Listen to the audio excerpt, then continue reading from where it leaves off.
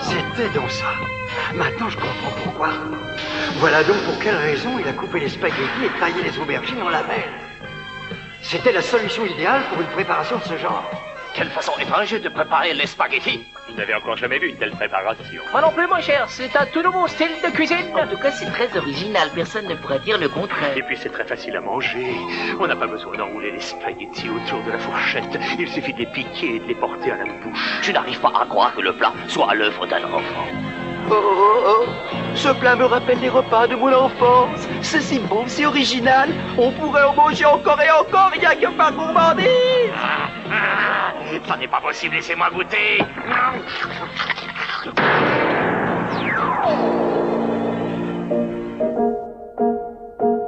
Radio Spaghetti Saison 3 Épisode 6 Wikipédia Parcours et limites d'une utopie.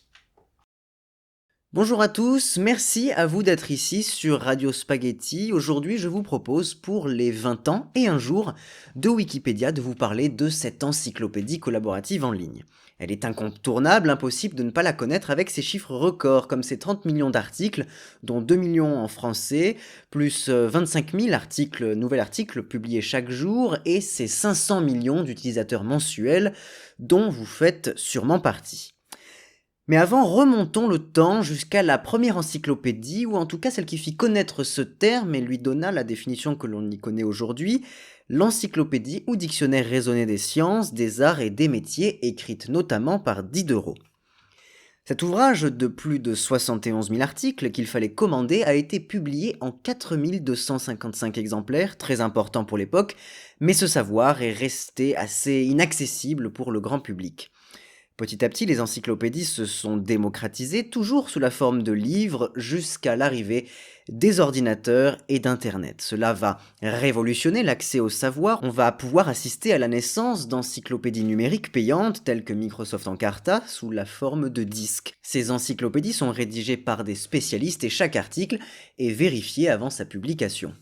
Aujourd'hui, Encarta n'est plus tenu à jour par la firme américaine, mais d'autres ont pris le relais tels que l'Encyclopédie Universalis.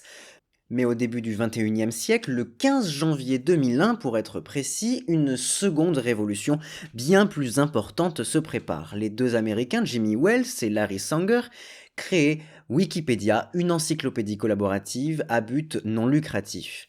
Les principales différences entre cette encyclopédie et les encyclopédies classiques sont que chacun a la possibilité de contribuer à la rédaction et à la création d'articles, qu'elle est également gratuite et libre, c'est-à-dire que chacun a le droit de la rediffuser. Et ces principes sont les valeurs par excellence de Wikipédia qui a permis une révolution de l'accès à l'information sans coût ni contrainte, même sans connexion internet grâce au projet Kiwix. Et le logo de Wikipédia représente bien l'esprit inachevé du projet avec un globe incomplet composé de pièces de puzzle, montrant ainsi qu'il restera toujours des articles à écrire. Mais le principe de wiki sur lequel repose Wikipédia, qui permet notamment la gestion collaborative de pages web et une mise à jour quasiment immédiate des articles, fait l'objet de critiques. Wikipédia est accusé de par la non-vérification du contenu des articles de n'être pas assez fiable face au défi des infox ou fausses informations. D'autres encore accusent Wikipédia de n'être pas en mesure de garantir un point de vue neutre sur des sujets contestés. Mais force est de constater que la communauté résiste assez bien à la désinformation, aux litiges, aux trolls et détracteurs. Certains articles sont en effet protégés à l'édition, réservant la modification des contenus uniquement aux utilisateurs les plus anciens. Des intelligences artificielles détectent et effacent d'ailleurs automatiquement les modifications qui sont jugées mal intentionnées. Mais les articles les moins lus, les moins surveillés par la communauté sont ceux qui échappent à ces vérifications et qui laissent parfois écrits sur les pages de Wikipédia des erreurs. Il ne faut donc pas baisser son attention envers les fausses informations sur Wikipédia, comme sur Internet et comme partout ailleurs.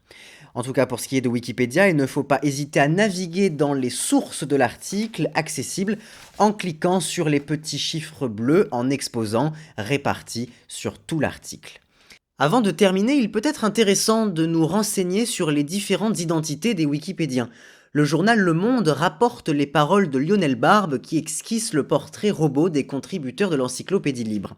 Il y explique que les profils blancs et d'intellectuels de centre-gauche y sont dominants, mais que certains sont connus pour avoir des opinions radicales, de droite nationaliste notamment.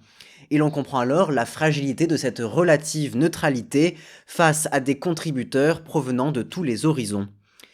Mais selon une étude rapportée par le journal en ligne Sciences Humaines, 87% des Wikipédiens seraient des hommes, expliquant notamment la faiblesse de Wikipédia dans certains domaines, comme la biographie de femmes célèbres. À noter également que ces derniers temps, l'encyclopédie collaborative s'est partiellement fermée aux nouveaux contributeurs, les règles de contribution des grands articles s'étant complexifiées.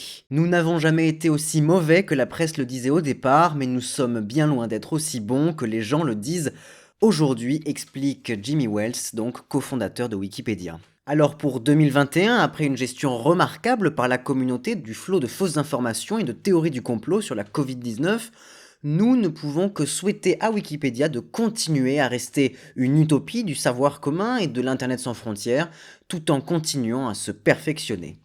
Joyeux anniversaire!